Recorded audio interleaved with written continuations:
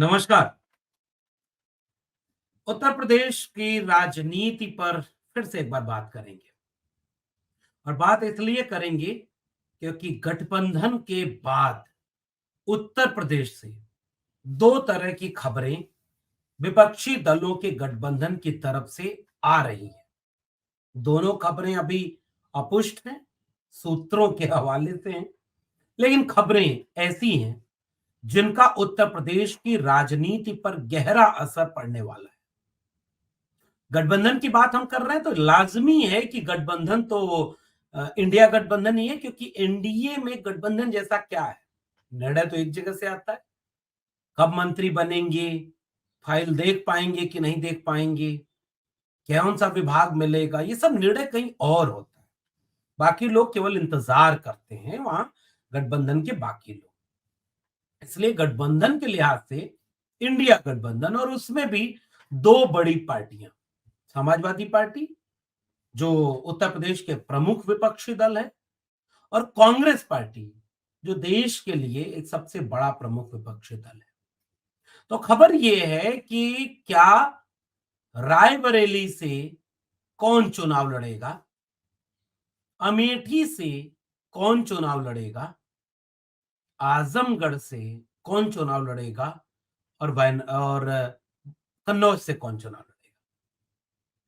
और खबर यह आ रही है कि कांग्रेस पार्टी अपने सबसे शीर्ष नेतृत्व यानी राहुल गांधी, अध्यक्ष के बाद, क्योंकि अध्यक्ष तो दक्षिण भारत के कर्नाटक से आते हैं, राज्यसभा के सदस्य हैं, नेता विरोधी दल हैं, तो सबसे बड़े नेता के रूप में, चेहरे के रूप में राहुल गांधी है।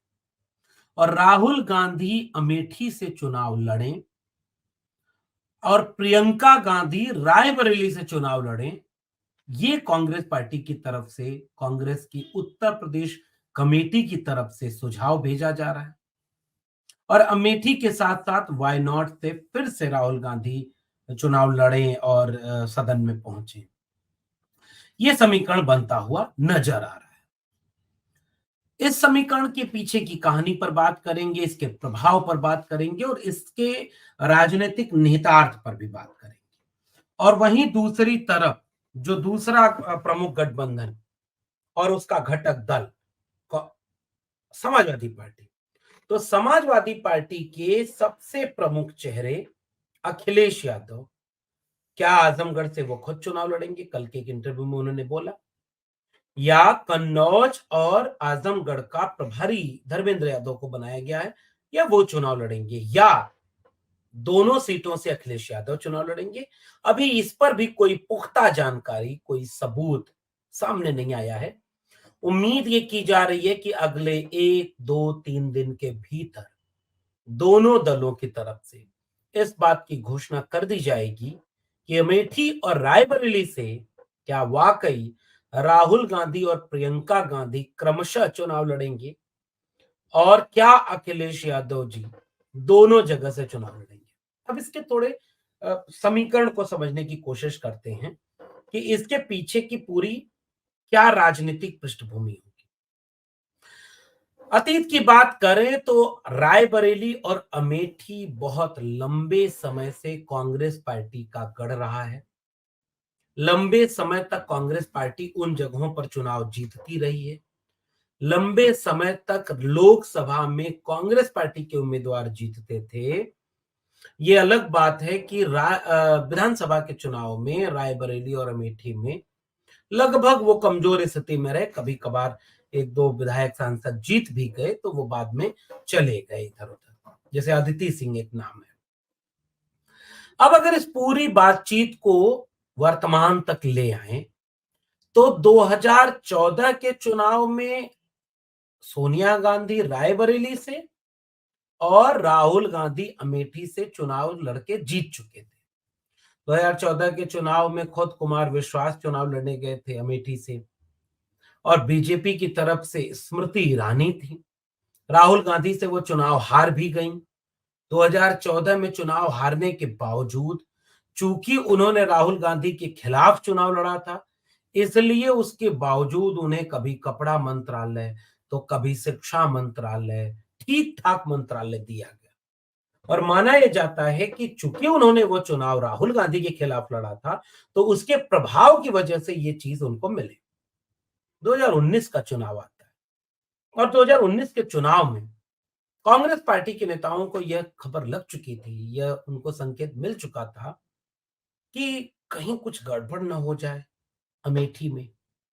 इसलिए 19 के चुनाव में राहुल गांधी दो जगह से चुनाव लड़े, वायनाड केरल और अमेठी। और अमेठी में फिर से बीजेपी की उम्मीदवार बनाई गई स्मृति ईरानी, और स्मृति ईरानी ने अमेठी में राहुल गांधी को चुनाव हरा दिया। उसके बाद से अमेठी कई बार जाती रही हैं स्मृति ईरानी, और लगातार वो सक्रिय भी रही हैं, काम कर रही हैं। लेकिन उस सब के साथ उन्होंने अपना एक घर भी बनवा लिया अमेठी में। पिछले दिनों उसका उद्घाटन हुआ। अमेठी को लेकर के उनकी अपनी पूरी प्रक्रिया रहती है कि वो मजबूत बनी रहें, ताकि 2024 के चुनाव में अमेठी में वो पूरी तरह से जीत जाए। जहां तक बात रायबरेली की सीट की करें, तो रायबरेली की सीट पर लंबे समय तक कांग्रेस की सबसे बड़ी नेताओं में से एक सोनिया गांधी जी वो चुनाव लड़के जीतती रही। उम्र काफी हो गई है, अस्वस्थ रहती हैं, लेकिन उसके साथ उन्होंने एक राजनीतिक निर्णय भी लिया है, और वो राजनीतिक निर्णय ये है कि वो राज्यसभा चली गई, वो राज्यसभा में जा चुकी, यानी वो चुनाव रायबरेली का नहीं लड़ने वाली। बहुत उम्र भी हो गई है और बहुत बड़ी नेता भी हैं, इसलिए ये कयास तेज हो गए कि रायबरेली की सीट पर किसको कांग्रेस पार्टी अपना उम्मीदवार बनाएगी। और चर्चा ये हो रही है कि रायबरेली की सीट पर प्रियंका गांधी, उत्तर प्रदेश कांग्रेस कमेटी चाहती है कि प्रियंका गांधी रायबरेली की सीट से चुनाव लड़ें, और उन्होंने एक प्रस्ताव भेज दिया। सूत्रों के जरिए ये खबर भी आ रही है कि राहुल गांधी अमेठी से फिर से चुनाव लड़ेंगे और प्रियंका गांधी रायबरेली से चुनाव लड़ सकती है। आपको याद होगा उत्तर प्रदेश के 2022 का विधानसभा चुनाव, उस चुनाव में प्रियंका गांधी सबसे बड़े चेहरे के रूप में बहुत सक्रिय रही, लगातार काम करती रही। उनके अपने काम करने के तरीके, उनकी सक्रियता और तमाम चीजों से कयास लगाया जा रहा था कि उत्तर प्रदेश की राजनीति में प्रियंका गांधी लगातार रायबरेली और उसके आसपास सक्रिय रहेंगी, और वही प्रियंका गांधी को अब रायबरेली में उतारने की पूरी कोशिश चल रही है।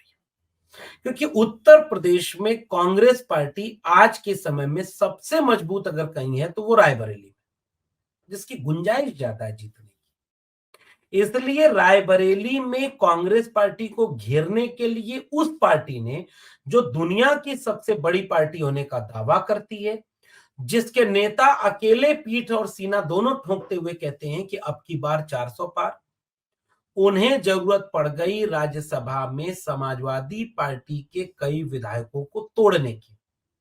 और कई विधायकों को तोड़कर जब उन्होंने अपने खेमे में मिला लिया और इस तरह की चीजों में शामिल कर लिया, तो उसमें उस सबसे बड़े नेता का नाम था मनोज पांडे, जो समाजवादी पार्टी की तरफ से विधानसभा में मुख्य सचेतक हुआ करते थे। कल्पना करिए, चीफ विप, सबसे बड़ा पद, मतलब विधायकों में सबसे श्रेष्ठ विधायक है। उनके उनके ऊपर ये जिम्मेदारी है कि वो कैसे सदन को चलाएंगे, कैसे तमाम चीजों को आगे बढ़ाएंगे। इन सारी चीजों को लेकर के मनोज पांडे काम करते थे, और मनोज पांडे को बीजेपी ने तोड़कर अपने में मिला लिया। अब देखिए खेल क्या है, अगर समाजवादी पार्टी अनुशासनहीनता का आरोप लगा करके उन 5-7 विधायकों को निकाल दे, तो पार्टी से निकाल देने पर उनकी सदस्यता बच जाती है, क्योंकि उन्होंने पार्टी छोड़ी नहीं, दूसरे दल को ज्वाइन नहीं किया। तो समाजवादी पार्टी भी इस बात का इंतजार कर रही है कि इनको क्यों निकालें। तकनीकी है कारण ना, ये अपने से छोड़ें और जाएं दूसरे दल में, सदस्यता रद्द हो जाएगी। खुददारी देखिए, दारा सिंह चौहान ने जब बीजेपी के साथ जाने का निर्णय लिया, तो समाजवादी पार्टी के पद से इस्तीफा दिया, विधायक का पद छोड़ दिया, दोबारा चुनाव लड़े, भले हार गए, लेकिन उसके बाद भी मंत्री बने। ये जितने सवर्ण नेता हैं, अभय सिंह, राकेश सिंह, और हेमंत, ये क्या नाम है इसका, मनोज पांडे, राकेश पांडे, कई तरह के नेता हैं, एक ने भी विधायकी नहीं छोड़ी, एक भी सपा के टिकट से वोट लिया है, उसमें से मनोज पांडे रायबरेली के ऊंचा हार से विधायक है। अब मनोज पांडे के बहाने उन्होंने सपा को कमजोर करने की कोशिश की और जो लोकल समीकरण है उसे रायबरेली में बीजेपी साध ले, इसके लिए मनोज पांडे का इस्तेमाल करेगी। कई लोग कयास लगा रहे हैं कि खुद मनोज पांडे को टिकट दे सकते हैं, लेकिन अभी इसमें गहरा संदेह है कि खुद मनोज पांडे को इतना बड़ा कोई पद मिलेगा भी या नहीं मिलेगा। लेकिन रायबरेली में कांग्रेस को घेरने के लिए उस पार्टी को मनोज पांडे की जरूरत पड़ गई जो अकेले 400 पार करने वाली थी, अकेले सब पर भारी थी। तो इसलिए रायबरेली की सीट पर भी चुनाव दिलचस्प होगा। लेकिन एक बात है कि इन दोनों जगहों पर कांग्रेस की टॉप लीडरशिप ही अगर आती है, जैसे भी इसका विश्लेषण करें, जैसे अगर अखिलेश यादव आजमगढ़ से चुनाव लड़ते हैं तो इसका एक संकेत यह भी होता है कि वो उस पूर्वांचल की कई सीटों पर अपना प्रभाव पैदा करते हैं, जिसमें से कई सीटें वो नहीं जीत पाए होते हैं, कई जगहों पर उनके लोग नहीं होते हैं, और इसलिए जब वो एक सीट चुनते हैं तो उसका प्रभाव आसपास की बाकी सीटों पर पड़ता है। यही बात बाकी विपक्षी नेताओं पर भी लागू होती है, और इस बात को लागू करने के लिए वो क्या कोशिश करते हैं कि वो वहां से चुनाव लड़ते हैं जिसके आसपास उनको अपना प्रभाव पैदा करे। जैसे नरेंद्र मोदी का बनारस से चुनाव लड़ने के कई कारणों में से एक कारण यह भी होता है कि पूर्वांचल पर उसका असर पैदा करे, उत्तर प्रदेश पर उसका असर पैदा करे। इसलिए रायबरेली और अमेठी से अगर राहुल गांधी और प्रियंका गांधी चुनाव लड़ेंगे तो उसकी कोशिश उनकी यह भी रहेगी कि उत्तर प्रदेश की 80 लोकसभा सीटों पर कांग्रेस पार्टी के नेताओं को इसका सकारात्मक असर पैदा करके, प्रभाव पैदा करके उन्हें इसके साथ जोड़ा जाए ताकि उसका लाभ उन्हें मिले, पार्टी को लाभ मिले।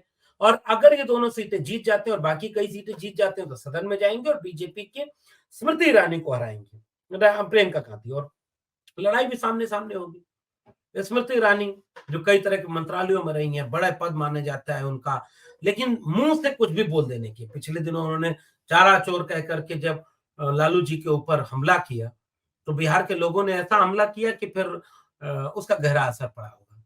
महिलाओं के सवाल पर कभी मुखर नहीं रही, और बेटी हूं, लड़ सकती हूं, लड़की हूं, लड़ सकती हूं, और महिलाओं के तमाम मुद्दों पर संवेदनशील रहने वाली प्रियंका गांधी ही जब रायबरेली से स्मृति ईरानी को टक्कर देंगी तो उत्तर प्रदेश के चुनाव पर उसका गहरा असर पड़ेगा।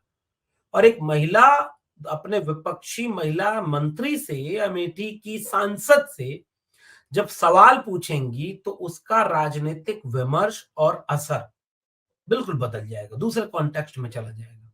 और इसलिए ये कहा जा रहा है कि इस तरह की कोशिश के साथ उनके अपने लोग कैसे खड़े हैं, कैसे उनके साथ दे रहे हैं, और इसका विमर्श कहां जाएगा, इसको लेकर के उनकी पूरी कोशिश का है।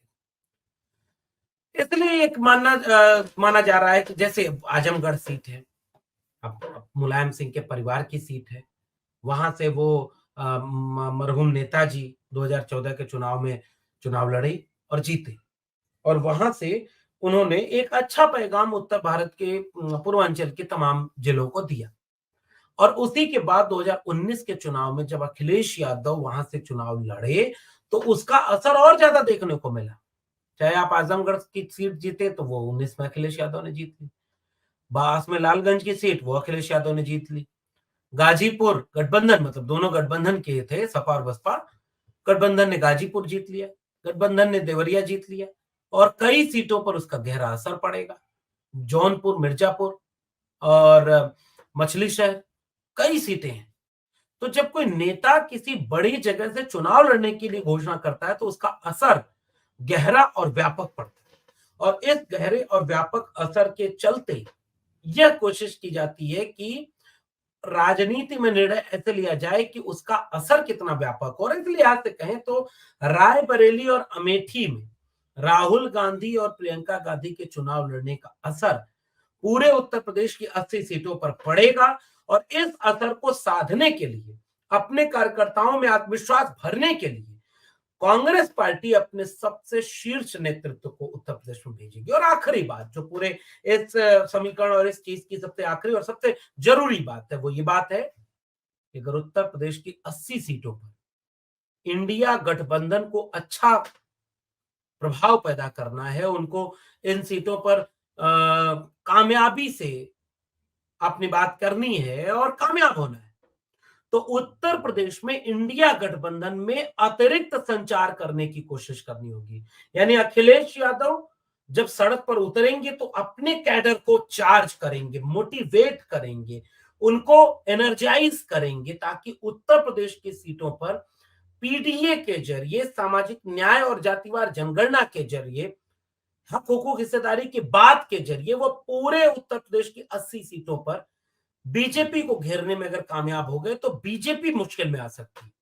तो इस लड़ाई को मजबूत करने का तकाजा यह है कि अमेठी और रायबरेली से खुद प्रियंका गांधी और राहुल गांधी चुनाव लड़े, पूरे उत्तर प्रदेश में उसका प्रचार करें, मजबूती दें अपने कैडर को, कांग्रेस के लोगों को, आम जनता को, कि यह चुनाव कितना महत्वपूर्ण है। वही हिस्सेदारी का सवाल, वही जाति जनगणना का सवाल, वही न्याय का सवाल, किसान नौजवान का सवाल, और उस सवाल को और ताकतवर ढंग से पूरे 80 लोकसभा सीटों में अगर पुख्ता तरीके से विपक्षी अलायंस उठाना चाहता है, तो इसके लिए भी जरूरी है कि उसके सभी शीर्ष नेता, और हम तो कह रहे हैं कि उस खबर में भी कसमसाहट है, क्यों ना मल्लिकार्जुन खड़गे को भी यूपी में कहीं से चुनाव लड़ाया जाए, और तब देखिएगा प्रधानमंत्री भी वही योगी आदित्यनाथ की सरकार है, और फिर विपक्षी दल किस तरह से बीजेपी को घेर पाएगा।